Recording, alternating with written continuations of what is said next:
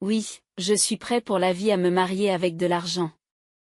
Tu peux continuer à te débattre dans ta pauvre vie. Bob me lança ces paroles condescendantes avec un sourire en coin. Alors que je profitais d'une pause relaxante dans le hall de l'hôtel, la voix stridente de Bob m'a percé les oreilles, ce qui m'a mis de mauvaise humeur. Je me demandais où il avait rencontré sa nouvelle femme, une fille de président. Après tout, Julie est la fille de Johnson Enterprises. Bob, avec son rire d'homme d'âge mûr, me paraissait d'une fierté enfantine. Mais en entendant Johnson Enterprises, je suis resté perplexe. Cela me disait quelque chose. Quelle entreprise? Oh, celle-là. Je me suis souvenu des détails concernant Johnson Enterprises. Un sourire fier se dessine sur le visage de Bob. Pendant ce temps, je luttais pour réprimer un rire qui montait en moi.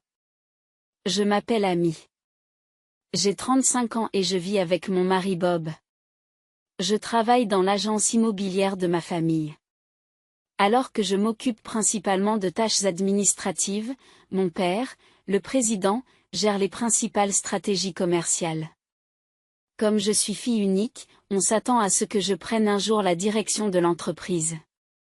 Avec les cadres plus âgés de l'entreprise, je ressens la pression de devenir un jour président.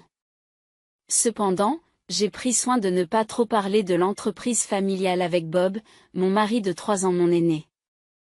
Je ne veux pas aborder les questions professionnelles à la maison, et Bob, qui n'a terminé que le lycée et travaille dans une entreprise de déménagement, se sent inférieur.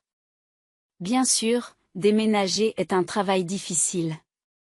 Il faut de la force physique et des compétences pour transporter rapidement des objets lourds, un travail de professionnel. Cela ne me dérange pas qu'il n'ait qu'un diplôme d'études secondaires. Mais comme je comprends ses sentiments, j'évite de mentionner mon prestigieux diplôme universitaire ou mon futur rôle de président dans nos conversations quotidiennes. Bob et moi nous sommes rencontrés grâce à la présentation d'un ami. À l'université, mon ami avait engagé l'entreprise de déménagement de Bob et c'est lui qui s'était chargé de son déménagement. D'abord intéressé par mon ami, Bob a essuyé un refus car elle était déjà en couple. Cependant, comme ils s'entendaient bien, elle me l'a présenté, à moi qui cherchais un partenaire à l'époque. Notre rencontre inhabituelle s'est bien passée, car le caractère insouciant de Bob s'accordait bien avec ma personnalité méticuleuse. Après plusieurs rendez-vous, nous sommes devenus un couple. À la fin de la vingtaine et à l'âge idéal pour le mariage, notre relation a rapidement abouti à un mariage en l'espace d'1 an. C'est ainsi qu'a commencé ma vie en tant qu'épouse de Bob.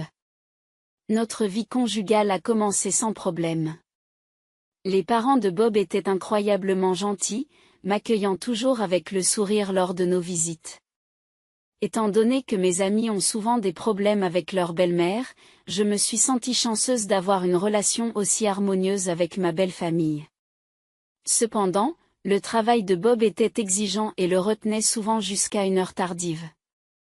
Physiquement éprouvant, il rentrait à la maison épuisé.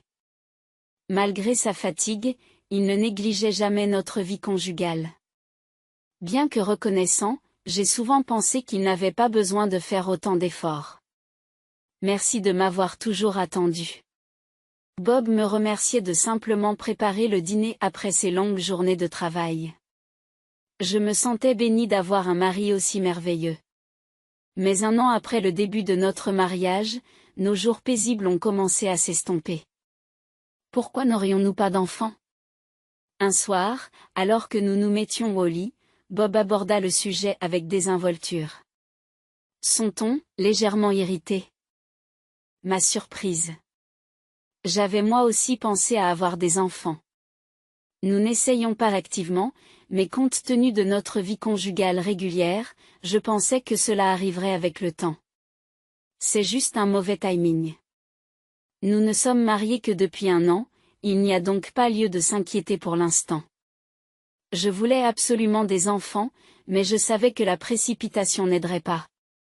Alors, pour rassurer Bob, j'ai délibérément adopté un ton détendu et je lui ai dit que tout allait bien. Mais non, Je ne sais pas. Vous ne savez pas? Pour les couples qui n'utilisent pas de contraception, il y a environ 80% de chances de concevoir dans l'année qui suit. Bob, plus énergique que d'habitude, a même cité des pourcentages. 80% dans l'année? Je ne suis pas très au fait des statistiques de grossesse, mais ce chiffre me semble incroyablement élevé. Vraiment? Si tu es si impatient d'avoir des enfants, devrions-nous faire le test ensemble? Pensant qu'il était préférable d'identifier et de résoudre les problèmes évidents, j'ai suggéré que nous passions tous les deux des tests de fertilité. Mais la réaction de Bob a été inattendue. De quoi parles-tu? Tu insinues que c'est de ma faute? Les problèmes d'infertilité sont généralement le fait de la femme. Cela ne sert à rien que je me soumette à un test. Le ton méprisant de Bob, une première pour lui, m'a abasourdi. Je n'en croyais pas mes oreilles. Je ne l'avais pas accusé d'en être la cause. J'avais simplement suggéré de faire des tests, puisque nous ne savions pas où se situait le problème. Pourtant, Bob a sauté sur la conclusion que je le blâmais et a ajouté que c'était certainement la faute de la femme, comme pour dire que j'étais le problème. Est-ce vrai? Je voulais en dire plus, mais je tremblais, à peine capable de répondre. Bien sûr. Alors, faites-vous dépister. Je suis trop occupée par mon travail. J'ai aussi un travail. Tu n'es qu'une employée de bureau, n'est-ce pas? Tu te la coules douce dans une entreprise grâce aux relations de ton père. Je ne me contente pas de me la couler douce dans mon entreprise. Bien sûr, je fais beaucoup de travail administratif maintenant, mais j'apprends aussi de mon père des techniques de gestion pour le jour où je reprendrai l'entreprise. J'essaie constamment de faire mes preuves, et c'est difficile de traiter avec les supérieurs. Bob ne comprend pas mes difficultés. Ce soir-là, il semblait inutile de discuter avec lui, chaque mot que je prononçais était accueilli par des répliques cinglantes. Nous nous sommes endormis dos à dos, dans une atmosphère pesante. À partir de ce jour, l'attitude de Bob à mon égard a changé du tout au tout. Je suis à la maison, quoi, le dîner n'est pas encore prêt? Quelle heure crois-tu qu'il est? Je ne peux pas avoir d'enfant, je ne peux pas faire le ménage, quelle femme inutile. Un soir, après une discussion tardive avec mon père sur l'avenir, je suis rentrée à la maison et j'ai trouvé Bob en train de me reprocher de ne pas avoir préparé le dîner. Je suis désolée. Je suis rentrée il y a 10 minutes. Je vais commencer à cuisiner. Attends un peu, s'il te plaît. Alors que je me dépêchais d'expliquer, Bob a marmonné, c'est typique de la fille du patron d'une petite entreprise. Il ne le savait pas, mais la société immobilière de mon père n'était pas petite du tout. Elle comptait des centaines d'employés. Mais je savais qu'il était inutile d'argumenter sur ce point. Je vais cuisiner tout de suite, boire un verre et attendre. Bob aimait l'alcool, qui semblait le calmer. Compter sur l'alcool pour maintenir notre relation me paraissait triste. Je détestais qu'il me réprimande. Si l'alcool pouvait l'apaiser ne serait-ce qu'un peu, cela en valait la peine. Le lendemain matin, l'humeur de Bob ne s'était pas améliorée. Assure-toi que le dîner est prêt quand je rentrerai. Crachatait-il en partant. Je soupire en pensant à mes projets pour la journée. J'avais pris un jour de congé pour me rendre chez le gynécologue afin d'effectuer des tests de fertilité. Comme Bob l'avait déjà mentionné. Même si c'était moi qui avais suggéré ces tests, le fait que je sois la seule à les subir, alors que Bob les refusait, était quelque chose que j'avais du mal à accepter. Mais me plaindre ne changerait rien. Si le problème venait de moi, il fallait que je commence rapidement un traitement contre l'infertilité. Bob voulait des enfants, et moi aussi j'espérais en avoir bientôt. Je savais que les taux de fertilité différaient entre la vingtaine et la trentaine. Il était donc préférable de commencer le traitement le plus tôt possible. La clinique était plus occupée que prévu et j'ai été convoquée pour un examen 1 heure après mon inscription. Après un examen physique et des analyses de sang, on m'a dit que les résultats seraient disponibles lors de ma prochaine visite. Ce serait un choc si le problème venait de moi, mais j'étais prête à prendre toutes les mesures nécessaires. Quel que soit le résultat, j'ai décidé de ne pas perdre courage. Bob, je suis allée faire le test de fertilité aujourd'hui. Quand Bob est rentré du travail, je l'ai informé du test. C'est logique. Si c'est toi qui as un problème, le test est la meilleure chose à faire. Fais-moi part des résultats dès que tu les auras. Oui, je le ferai. La conviction de Bob que j'étais la cause de notre infertilité me frustrait. Les tests de fertilité ont demandé beaucoup de temps et d'efforts. Un peu de compréhension de sa part aurait été la bienvenue. 5 ans ont passé et j'ai eu 35 ans. Bien que nous ayons poursuivi nos efforts pour concevoir, nous sommes restés sans enfant, et Bob semblait avoir renoncé à avoir un enfant avec moi. Ces soirées tardives se sont multipliées. Parfois, il ne rentrait pas du tout à la maison. Lorsqu'on lui posait la question, il répondait qu'il sortait boire avec des collègues, puis qu'il chantait au karaoké jusqu'au matin. Son comportement, plus proche de celui d'un étudiant, m'exaspérait profondément. Mon travail était devenu plus prenant et l'idée de fonder une famille avait été mise de côté, mais les récents agissements de Bob étaient trop importants. Son manque d'intérêt pour notre vie familiale était évident. Un jour, alors que Bob avait pris son jour de congé, j'ai remarqué qu'il avait laissé son smartphone dans le salon. Il avait oublié de le prendre avec lui. C'est en pensant à cela que j'ai pris le téléphone de Bob pour l'emmener dans sa chambre. C'est alors que son téléphone a sonné. Un appel entrant? L'identifiant de l'appelant indiquait le nom de Julie. Supposant qu'il s'agissait d'un contact professionnel, je répondis pour l'informer que Bob avait oublié son téléphone à la maison. Eh, Bob? Tu es en retard. J'attends depuis 30 minutes. Où es-tu? Si tu ne te dépêches pas, on va rater l'ouverture du parc. La voix flirteuse au téléphone me fait reprendre mon souffle. Bonjour? Tu m'entends? Dépêche-toi, d'accord? Ça fait longtemps qu'on n'a pas eu de rendez-vous. Le mot rendez-vous m'a secoué et j'ai rapidement mis fin à l'appel. Mon cœur n'arrêtait pas de battre la chamade. Qui était cette femme?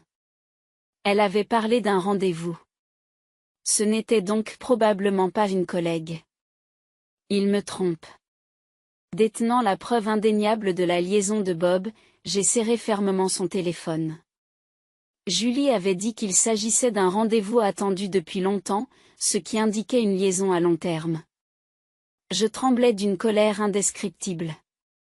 Alors que je luttais contre l'infertilité, Bob me trompait en toute insouciance. Son éloignement récent avait maintenant un sens, il n'avait plus besoin de moi. C'était impardonnable. Déterminé à faire payer Bob, j'ai commencé à rassembler des preuves de son infidélité.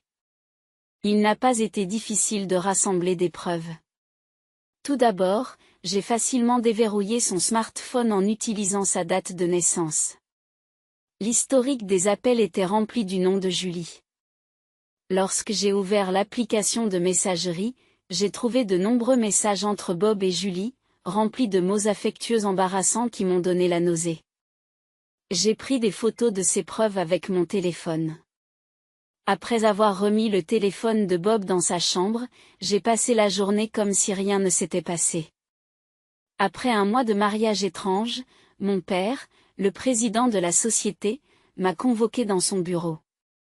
J'ai quelque chose d'important à te dire, dit-il d'un ton grave. Choqué par ces paroles, je n'en croyais pas mes oreilles. C'est vrai? Oui, alors je compte sur toi. Troublé, je retourne à mon bureau, me concentrant à peine sur mon travail. Ce soir-là, Bob me propose de nous séparer. Ayant trouvé des preuves de sa liaison, j'avais réfléchi au moment d'aborder la question du divorce, mais le fait qu'il en prenne l'initiative m'a évité bien des tracas. Oui, divorçons. Vraiment? Comme j'avais facilement accepté le divorce, Bob a semblé surpris. Peut-être était-il heureux de pouvoir être avec sa maîtresse, une femme nommée Julie. Son visage était empreint d'une joie indéniable que je trouvais irritante. Malgré l'irritation que m'inspirait l'expression de Bob, j'ai signé les papiers du divorce qu'il m'offrait. Je pourrai les déposer demain. Je quitterai cette maison, d'accord? Tu es sûr pour l'hypothèque? Je m'attendais à ce qu'il veuille que je parte, alors j'ai posé la question en toute décontraction. Oh, oui, ça va. Le travail de Bob était exigeant, mais pas très bien payé. Je doutais qu'il puisse s'occuper seul de l'hypothèque, mais comme c'était lui qui était à l'origine du divorce et qui me trompait, je ne me sentais pas obligée de l'aider. J'ai fait mes valises et j'ai quitté la maison 3 jours plus tard pour retourner vivre chez mes parents, tout près de chez moi. Mes parents ont d'abord semblé inquiets lorsque je leur ai annoncé mon divorce, mais lorsque je leur ai expliqué que Bob m'avait trompée, ils sont devenus furieux. Ils m'ont répété à plusieurs reprises que j'avais pris la bonne décision en me séparant d'un tel homme. Je me suis jetée dans le travail, essayant d'oublier Bob. Avant que je ne m'en rende compte, une année s'était écoulée. J'étais tellement absorbée par mon travail que je perdais de vue tout le reste. C'était stupéfiant. Un jour, alors que je me détendais dans le salon, mon père s'est approché de moi. Pourquoi ne pas faire une pause et partir en voyage? Il va y avoir du monde à partir du mois prochain. Je suppose qu'il pensait que j'avais travaillé trop dur et que j'avais besoin d'une distraction. En effet, j'ai été débordée par diverses choses ces derniers temps et je me sentais mentalement épuisée. Pensant qu'un petit voyage ne ferait pas de mal, j'ai suivi la suggestion de mon père et j'ai décidé de me rendre dans le nord-est. C'était mon premier voyage en solitaire, et j'étais à la fois nerveuse et excitée. L'air du nord-est était vivifiant et semblait purifier mon âme fatiguée. En échangeant avec les habitants qui m'ont aidé à m'orienter et en discutant avec le propriétaire d'un bar, j'ai trouvé tout le monde incroyablement gentil, ce qui a peu à peu guéri mon esprit. J'avais réservé un hôtel à Seattle, le plus célèbre et le plus grand du coin, en me disant, pourquoi ne pas profiter pleinement du voyage? Après m'être enregistrée, je me suis détendue dans le hall avec un verre de bienvenue. La fatigue du voyage semblait disparaître, je me sentais tout à fait à l'aise. Alors que j'envisageais en plaisantant de déménager à Seattle, une voix familière m'a interpellée. « Hein? Qu'est-ce que tu fais ici ?» Je me suis retournée, surprise par la voix sans équivoque de mon ex-mari, Bob, qui entrait dans le hall avec 2 grosses valises et une jeune femme. Elle semblait avoir une vingtaine d'années. Sa peau était impeccable, son maquillage audacieux et ses ongles d'un rouge éclatant. Surpris, je fixe Bob et la jeune femme. « Pourquoi êtes-vous ici? Et qui est-elle » ai-je lâché, même si je ne voulais pas vraiment le savoir. Cette femme? Oh, laissez-moi vous présenter. Voici Julie, ma nouvelle femme. Nous sommes en lune de miel. Devinez quoi? C'est la fille d'un riche homme d'affaires. Bob, qui avait tellement changé depuis notre divorce, semblait sincèrement heureux, allant même jusqu'à donner des informations que je n'avais pas demandées. Mais Julie, c'était le nom de la personne au téléphone. Dégoûtée qu'il s'éprenne d'une si jeune fille, j'ai ressenti une pointe de malaise. Tu fais un voyage en solitaire ici? C'est pathétique. Bob ricana, bien que ce soit lui qui nous ait trompés et qui ait initié notre divorce. Julie, elle aussi, me regardait, les yeux plissés d'amusement. Et Bob, c'est ton ex-femme? Elle a l'air vieille. Dépêche-toi de t'enregistrer. Irrité par son ton agressif, j'ai jeté un regard noir à Julie. Bob lui a répondu en passant nonchalamment un bras autour de sa taille. Oui, je suis prêt pour la vie à me marier avec de l'argent. Tu peux continuer à te débattre dans ta pauvre vie. Bob affiche un sourire condescendant et me lance des mots dévalorisants. Sa voix aiguë, qui résonnait dans le hall de l'hôtel, a perturbé l'atmosphère élégante dont je jouissais et m'a laissé un sentiment de contrariété. Mais lorsqu'il a parlé d'épouser la fille d'un homme d'affaires, je me suis demandé où il avait pu rencontrer une telle personne. Oui, Julie est la fille de Johnson Enterprises. La gauche de Bob, d'âge moyen, m'a semblé d'une fierté enfantine. Johnson Enterprises?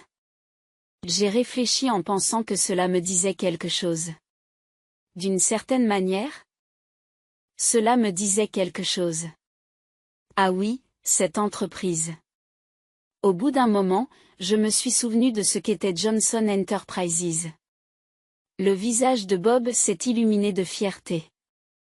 Impressionnant, hein, s'est-il exclamé. Mais je me retenais secrètement de rire à l'intérieur. Allez, tu connais cette entreprise. Sa famille est riche, et ils ont même remboursé rapidement l'hypothèque de cette maison. Merci d'avoir divorcé si facilement, ami. Son ton était empreint de sarcasme, mais cela ne me dérangeait pas du tout. Oui, je les connais. Ils sont dans le plus grand immeuble du centre-ville, non? Je l'ai vu et j'y suis même allé. Je réponds calmement. Oh, tu y es allé? Bob semble surpris. C'est rapide alors. Sa famille possède une énorme entreprise, ils sont donc pleins aux as. Rompre avec toi était le bon choix. Bob eut un sourire méchant, mais je me contentai de hocher la tête, toujours calme.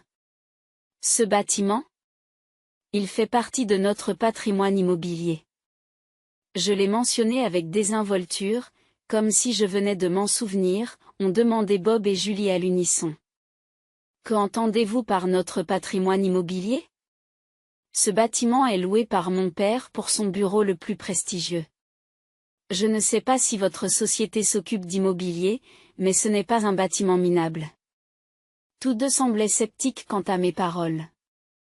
J'ai hésité un instant. Mais il n'était pas question de faire marche arrière et de parler de ma société à Bob. Nous étions divorcés et sa fierté ne me concernait plus. Oui, je sais à quel point c'est grandiose. J'étais là quand mon père a acheté ce bâtiment. C'était environ 200 millions de dollars, je crois. Mais récemment, papa s'est plaint qu'un locataire ne payait pas son loyer. Il s'est avéré que c'était votre société. En fait, mon père est un magnate de l'immobilier dont les actifs valent 3,2 milliards de dollars. L'immeuble où se trouve Johnson Enterprises en fait partie. Les locataires de l'immeuble changent régulièrement. Mais actuellement, c'est Johnson Enterprises. Depuis quelques mois, ils ne payaient plus leur loyer, et c'est ce qui inquiétait mon père. Un loyer impayé? Julie a l'air choquée. Puis elle éclate de rire. Ce n'est pas possible. Notre entreprise marche très bien. Nous pouvons sûrement payer le loyer. Je ne tomberai pas dans le piège d'un tel mensonge pour créer un fossé entre Bob et moi. Sa voix stridente résonne à mes oreilles. J'ai poussé un profond soupir. Il semblait impossible d'avoir une conversation raisonnable avec cette femme. Sortant mon smartphone sur le champ, je décidai d'appeler mon père. Papa? Je suis ici avec la fille de Johnson Enterprises. Peux-tu m'envoyer une photo de l'avis de rappel pour le loyer? J'ai rapidement transmis ma demande, et papa a envoyé une photo de l'avis de rappel de loyer pour Johnson Enterprises. Je l'ai montré à Bob et Julie. Je doute qu'ils puissent soupçonner qu'il s'agit d'un faux, étant donné la rapidité de l'envoi. Vous voyez? Vous pouvez le dire, n'est-ce pas? 3 mois de loyers impayés.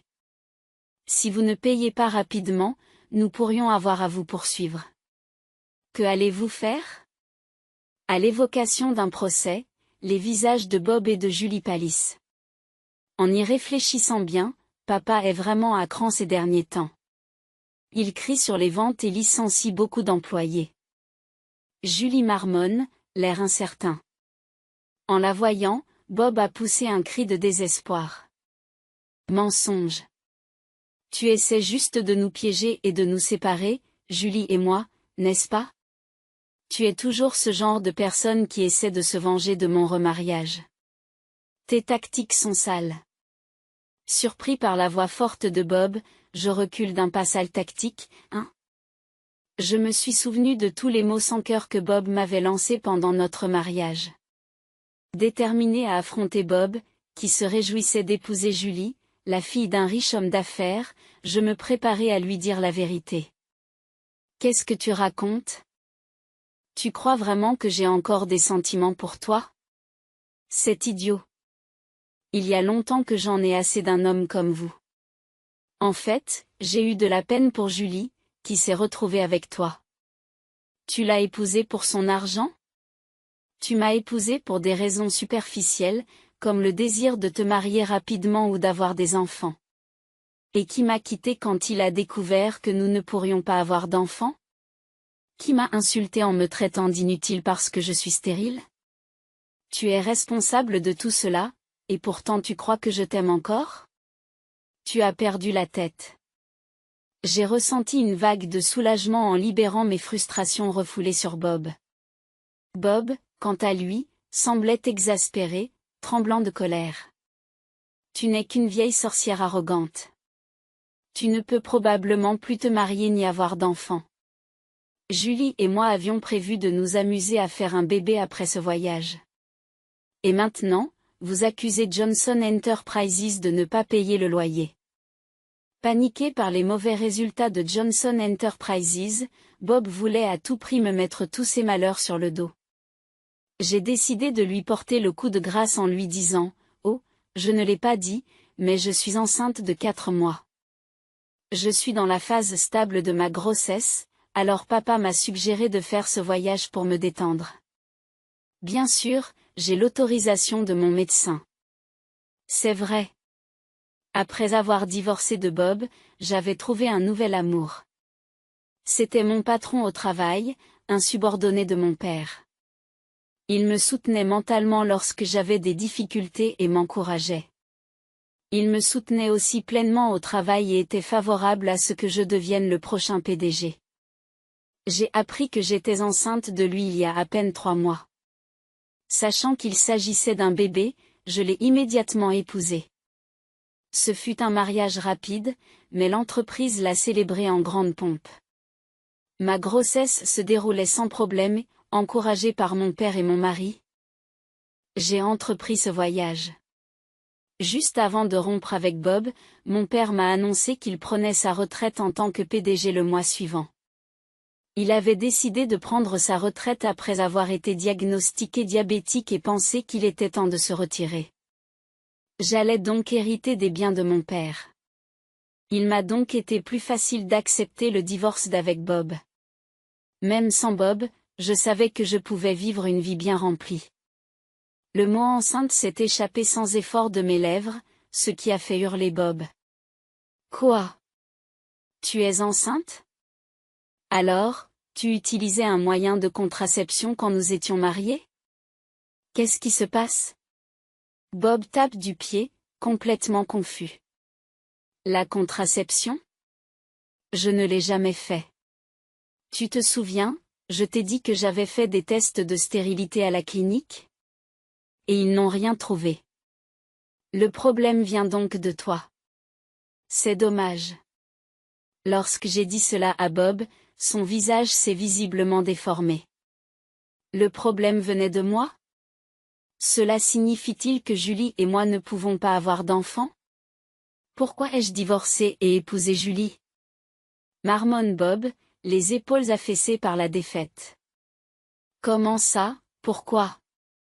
Je me sens trahi de savoir que tu es stérile. Julie s'emporte, en colère contre le raisonnement égoïste de Bob. Comprenant que je ne pouvais plus m'occuper d'eux, j'ai prononcé mes derniers mots.